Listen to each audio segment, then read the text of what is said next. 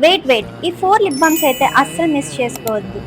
First one ఈ pop lip balm just 89 రూపీస్కే నేనైతే తీసుకున్నాను. ఇదైతే ఆల్రెడీ నేను యూస్ చేసిన ప్రోడక్టే, అయిపోయింది, మళ్ళీ తీసుకోవాలి. ఈ షేడ్ అయితే లాంగ్ లాస్టింగ్ ఉంటుంది. నెక్స్ట్ వన్ ఈ beetroot tinted lip balm just 89 రూపీస్కే నేనైతే మీషోలో తీసుకున్నా.